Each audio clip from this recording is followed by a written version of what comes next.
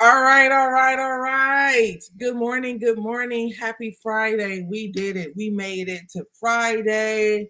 Um, Welcome to the Madam Prezident Morning Show. Before I do anything further, let me play my theme music.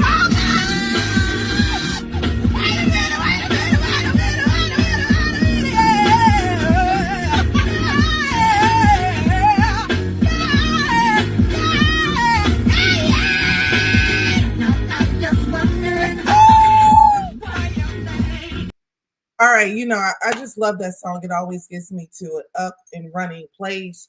So I would like to say happy Friday, good morning.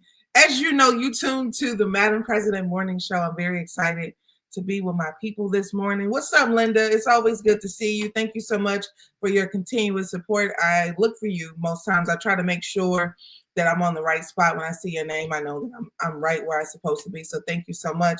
I hope all is well with you and your family. You know how I do before I go into the day or the show. I first have to say a quick prayer. So first, Heavenly Father, thank you so much for waking us up this morning. Thank you for allowing us to see this day. We thank you for your continuous grace, your continuous mercy. We thank you for your love. You know the needs of everybody on the planet. You know the needs of everybody. We just ask that you be our constant source, our constant provider. In your name we pray. Amen. I have to remind myself, don't be long-winded. That's something that I have to remind myself of. All right. It is Friday. Okay. Let me just say how I will always tell you all, Friday is one of my favorite days of the week. I was born on a Friday. So I never knew why I just always had this excitement around Fridays. I genuinely enjoy Fridays. And then one day I looked up and I was like, oh, I was born on a Friday. Woo-hoo.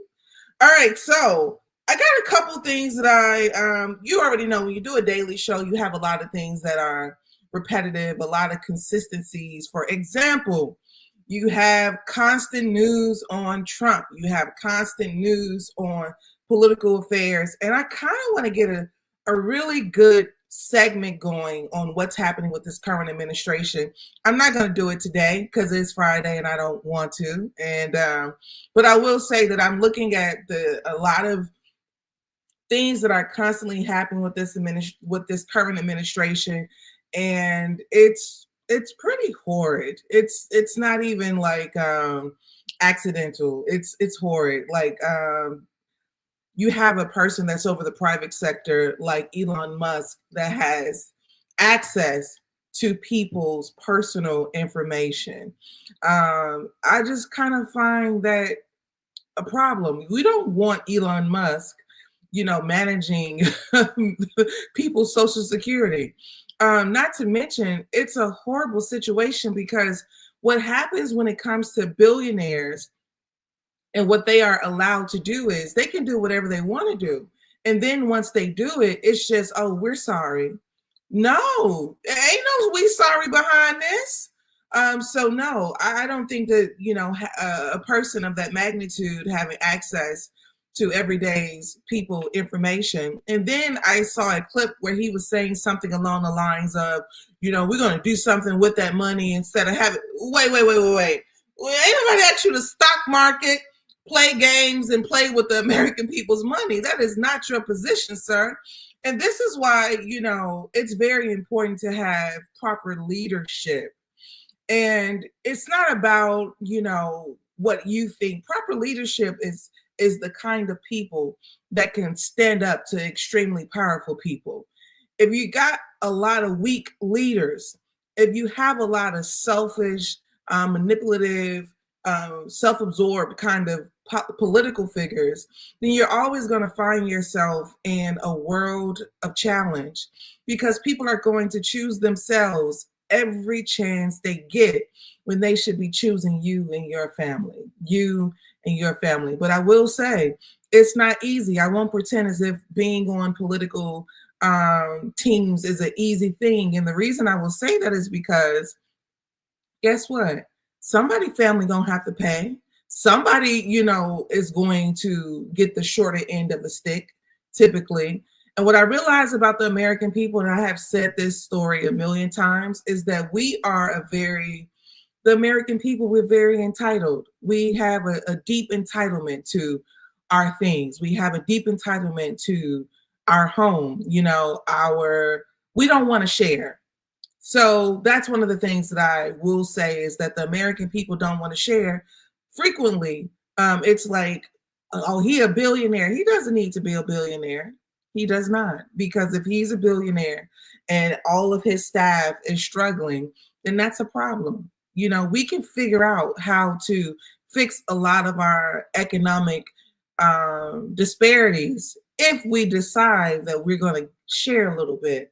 I am nowhere near, rich, but I will say that I've had opportunities where I have an assistant or two assistants, and I've had personal opportunities where I was awarded a certain amount of money for a job, and I decided to decrease the amount that I was awarded for the job because I wanted my assistant to have more money. I'm not saying that people have to be like me. No, in no capacity am I saying that. But I think that you start to see that you have to give some of your own cushion up in order for someone else to have. And that's the problem in this country. People don't want to do that.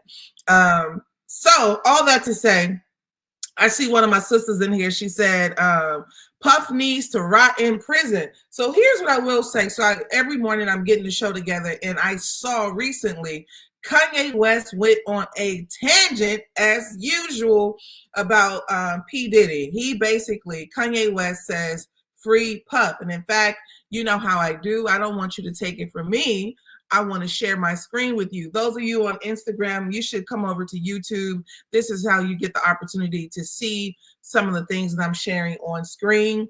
So in the recent Kanye West fashion, Kanye West calls Diddy his idol in latest tweet frenzy. So first of all, I remember doing this little skit about a year or so ago. This is when Kanye West was just kind of like, he was wearing Twitter out. You hear me? I said Kanye West's phone has got to be on the sick and shut in, okay? His phone just out there just exhausted, like, give me a break. But in the recent tweet, Kanye West says, they trying to prove a point, and y'all know that. Y'all effing know that. And sitting laughing at the effing internet on Instagram, this man gave his life to us. This my idol. This my hero. This is so Kanye West. He said, what y'all gonna do? Cancel my sneaker deal, cancel my record deal, freeze my accounts. F all y'all N words. Slavery is a choice. I'm speaking my mind now. I ain't editing ever again. All you people come at me. That's how we spot the coons. Oh my God, I do not like the word coon, but he says, let these white folks, white people and Jewish people tell you what to do and say. F Diageo and F all y'all N words in advance. So Kanye West said F Diageo, which is the same brand that Diddy kind of had his legal situation with, which they sit quietly. This is the problem about when you're the face of the liquor company. So when you're the face of something and then everybody else get a chance to sit and not be the face of that thing, fame is interesting because when you're famous, for example, Diageo, these are millionaires, billionaire people just like Diddy, but you don't know who they are. You don't know who they are. You don't know their names because they're not famous. They make the liquor. They sit around and ensure that, Diddy gets $100 million to sell you Ciroc. But meanwhile, you don't know who they are. You don't know what they do, but you know Diddy. So anyways, Kanye West continues to go on and say, Sean John collab available at Yeezy.com. Me and Puff splitting the 50-50 like we discussed before. They locked him up. Basically, Kanye West, somebody said something that I really agree with, which is I appreciate people who believe in what they believe in and stand behind what they believe in. I think some of the challenge in our community is we're very lukewarm. We're too on the fence about some things. We're straddling. We don't have a definitive, a concrete decision on things, which is why we have a lot of out of control madness that happens in our community so frequently. Is because we don't have a code of conduct. We don't have a way that things should be done. You know, we have this society of do what you want to do. Do what you want to do. It's okay. Do whatever you want to do. But it's not okay. Because look, what doing what you want to do get you. You're sitting in jail. They collected 2 million bottles of baby oil. And you know, but we come in the world of do what you want. So here's what I will say about this situation. And I've said this previously. The media is doing its job. They have put a coffin on Diddy. I mean you, all of us, we have never been to a Diddy party. Never. That means that we do not have any proof of what has been stated about this man. But we believe in what we believe in because the media has done an exceptional job with making sure that he is what they said he is. Now listen to this, and I have never changed my stance on this. This man was a hero 3 months before. They was giving him all kinds of awards. Oh, did he get the Icon Award? Did he get this award? And then 3 months later, it's you got the feds at your door. You accused of trafficking. If this was this man's character, which I don't know what his character is. Some people say he's a piece of shit. And we have some historical context of basically him, you know, not giving people fair deals in his industry, which will further promote the idea that he is possibly immoral. But I don't think this is a situation of morality. I personally think that when you have instances where you're fighting your enemy, you have to understand, am I willing to die for this or am I not?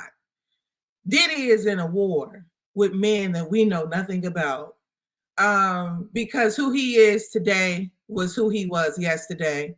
But who he was yesterday was okay for them, and who they do not, whatever is happening, you know, they do not want him to continue.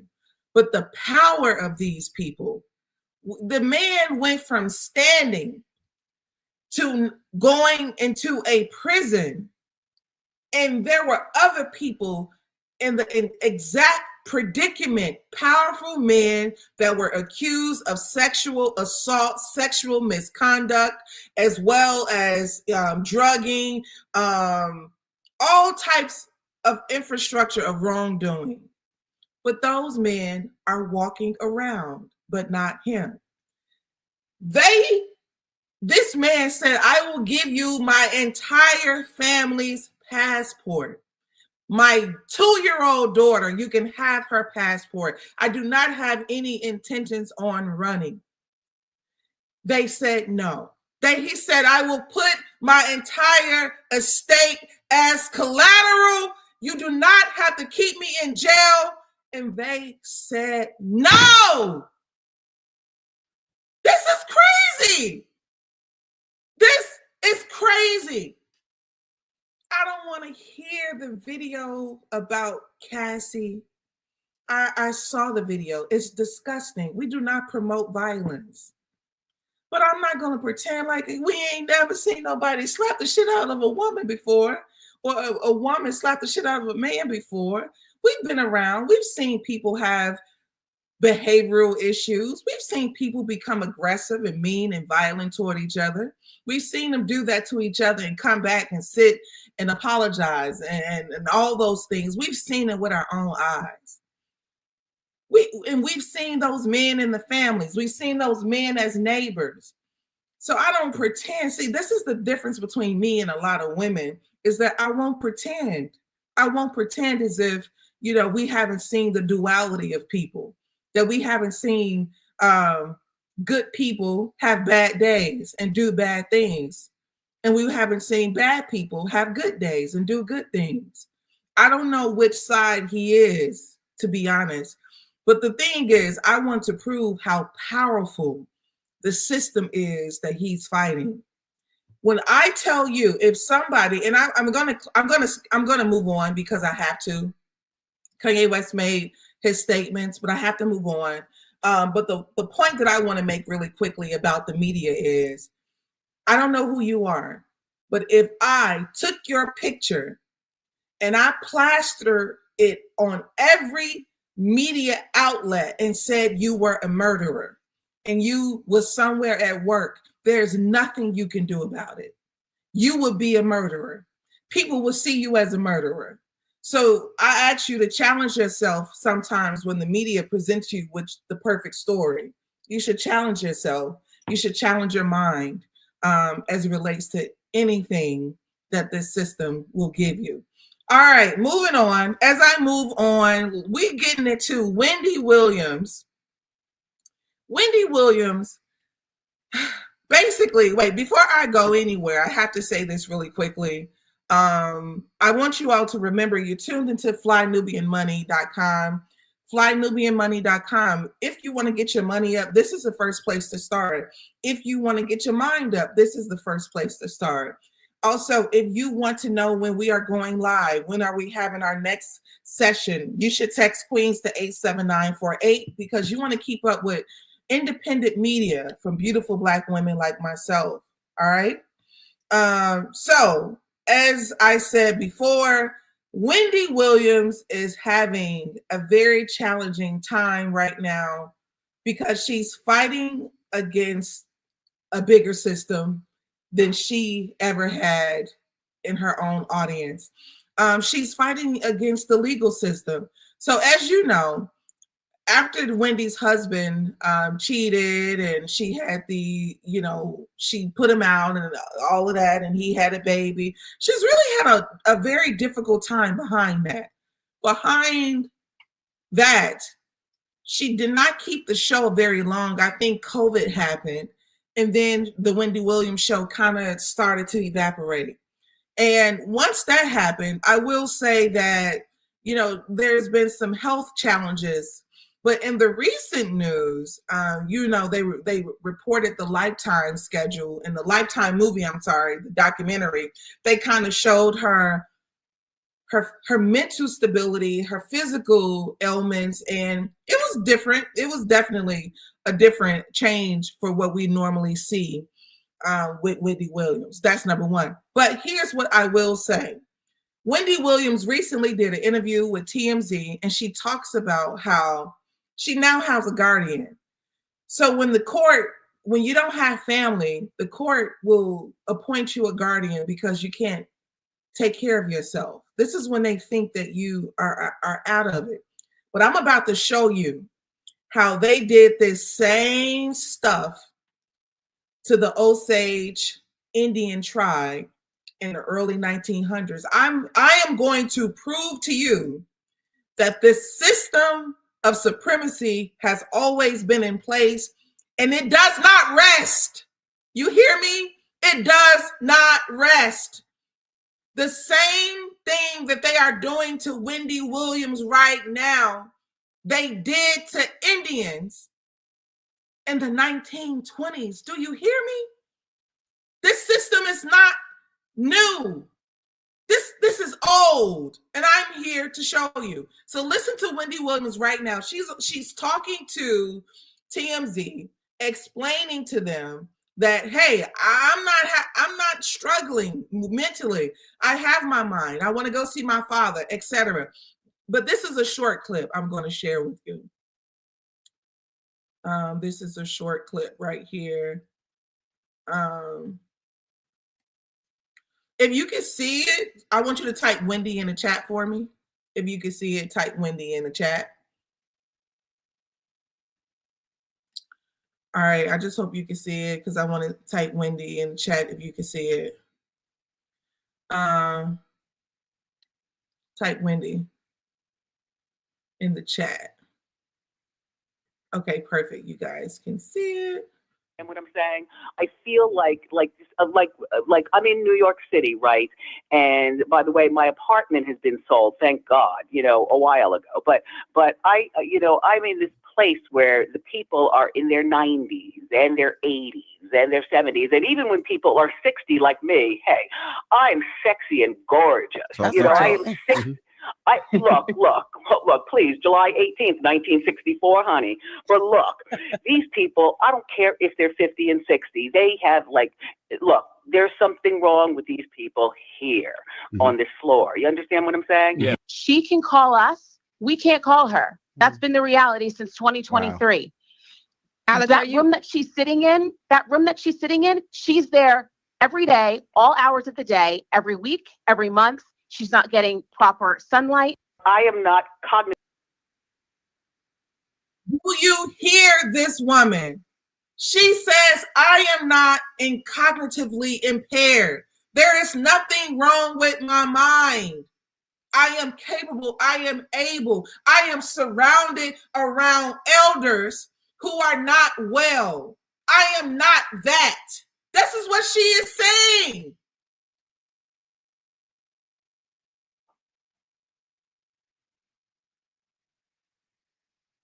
I'm telling you, this is what she is saying. Somebody said, well, how can they do that? This is called the legal system. This is called the legal system. This is your legal system. They have the ability to do what is required when it is necessary. There is a loophole in every system here. I want to show you how old this kind of behavior is. I'm going to play for you a documentary clip. I don't know if you ever seen the movie Killers of the Flower Moon, okay? But it's based on a true story. And there were people from the Osage Tribe.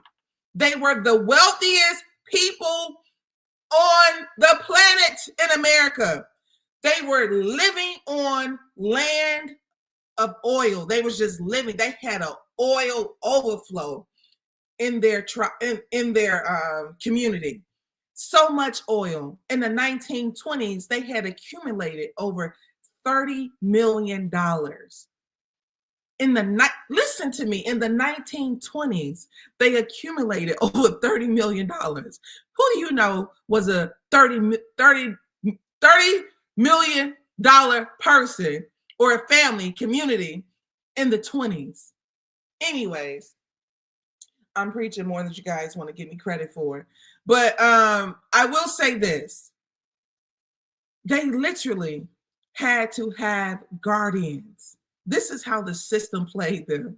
They had to have white guardians over their property, over their finances. Guess what? Even white doctors was in on their demise. This was crazy. You have got to watch this, because when I tell you, this is why you have to watch this. When I sit around and I tell you that there's a system in place that is willing to bankrupt you from a healthcare side, from a legal side, from a beauty side, a psychological side, you will tell me you are crazy, Madam President. You crazy. But they crazy. They created a system to bankrupt a group of people, to bankrupt a tribe, and considered it to be legal. I'm going to play this for you.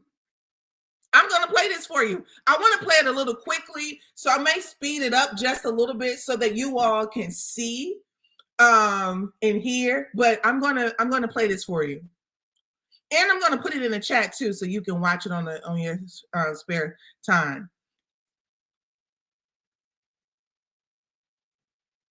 All right, I'm sharing my screen right now. can't quite shake. This is a story that has real evil in it.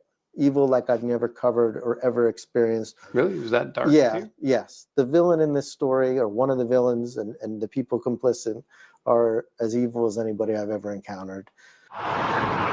His quest. Really quickly, this is a white man calling his brothers evil. He said, "This is evil. I have never," when he found this story, he was in disbelief that people would go through the measures to get rid of a people. What? See, y'all don't have this kind of thought process because a lot of times we're healthy minded. So when we have conflict and we don't like somebody, we just like, oh, I don't like that person. You know, you stay away from them and you move on. But who do you know that will determine, I not only do I not like you, I'm going to spend time and create a system that is going to have you relying on me. And in that process, I'm going to kill you. In that process, I'm going to take your money. What? That's what I'm but we're the ones labeled as out of our mind. Out of our mind. And what bothers me about us, we've created no systems. Black folks, what's your system? What's your system that don't completely mimic their system? What is it? Tell me. Love standards, the same as theirs. Beauty standards, the same as theirs. American dream, the same as theirs. Woo! Anyways, let me finish. I want to play this for you. So let me go ahead and do my part, okay? To the Osage Nation, a remote territory in Oklahoma about the size of Delaware. Like much of the area that was set aside for Native Americans, it wasn't exactly prime real estate. But in the early 1920s, something happened out here that no one expected. An oil rush. Most white settlers saw it as the ground as being rocky and infertile. And then lo and behold, this land turned out to be sitting above some of the largest oil deposits in the United States. Almost overnight, the Osage, who owned the land's mineral rights, went from being among America's poorest to the richest people per capita in the world. One Osage writer later described them as the Kuwaitis of the 1920s. Like how much money were we talking? Oh, they were drawing millions. So by 1923, the Osage collectively received that year more than $30 million, which today would be worth the equivalent of more than $400 million. And this was being split up by a group of about 2,000 people. With the oil royalties, the Osage built mansions. They hired white servants. They drove the finest cars. Osage towns like Pawhuska became bustling cities, flush with cash, and the biggest oil barons of the day. In the 1920s, this was just one of the most booming towns in all the West. It was famous across the West because there was so much money here. The U.S. government, however, didn't let the Osage control that money. Wait, Each ward, the Osage were called, was assigned a white guardian, supposedly to protect the Osage from mismanagement. Listen to this. The U.S. government did not allow the Osage Tribe to control their own finances. The government decided that they should be in control. Yo, like, but I'm the problem. On the internet, I'm the problem. Like, what? I am in just disbelief. I'm just happy that there's a white man here to co-sign my intelligence because I know that's what you all need. But he's telling you that the government decided that they did not have the intellectual ability to control their own money. Okay, Chanel, calm down. You're being extra. Sorry. All right, I'm putting this right here, y'all. Just want to finish this. Their newfound wealth, but the law actually just invited abuse. So there were kickbacks, there was skimming, and in many cases it was just outright stealing where they would just abscond with millions of dollars from these Osage. And the Osage never saw this money again. But the worst of the worst conspired to do far more than steal, as Grant found out when he uncovered a dusty ledger in the archives. And I opened up the book, and it had the name of again, of the Guardian, and then underneath it had the names of the wards. Next to many of the names of the wards, it simply said the word dead. And then you go down to another Osage ward, and next to the name it said dead, dead. Skip a few more. Dead, dead, dead.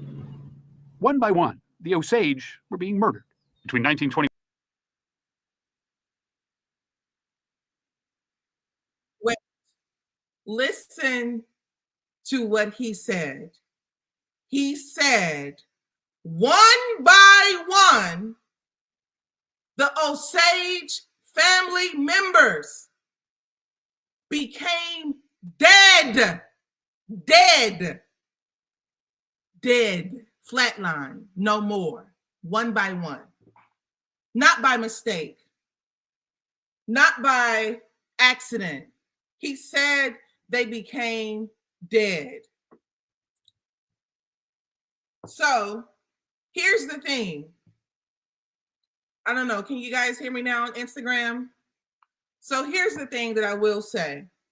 It's proof. He says this is documented. Every person who had a guardian, the member of the tribe, would have dead by it, and the guardian would be alive. This is the system from the 1920s. Wendy Williams is in the exact same predicament as the people of the Osage Tribe. You know why? Because she has a white woman as her guardian who's trying to say that she is intellectually incapacitated, intellectually incapable of managing her own affairs. I'm laughing because every time if I mess up a word, my partner is like, come on, get it right. And so I just thought about that moment just now. So sorry. But all that to say that I'm going to put this link in here and let you watch the documentary yourself. I'm over time by at least 5 minutes. Here's what I will say. There are too many systems against you for you to be against yourself. I want you, Black person, I want you to take care of yourself. People in your surroundings, in your circle, take care of them. If you cannot take care of yourself, if you cannot take care of them and be a light to them, then we got to leave each other alone. There are too many things that is in front of us, that is in place to destroy us, for us to destroy one another. As you know, you're tuned to the Madam Prezident Morning Show. It is my pleasure to be with you each and every day, Monday through Friday, 9:30 a.m. Eastern. You know, this is the place where you will get the real news. You will get the bold truth. And I am 100% politically incorrect. Have a good weekend.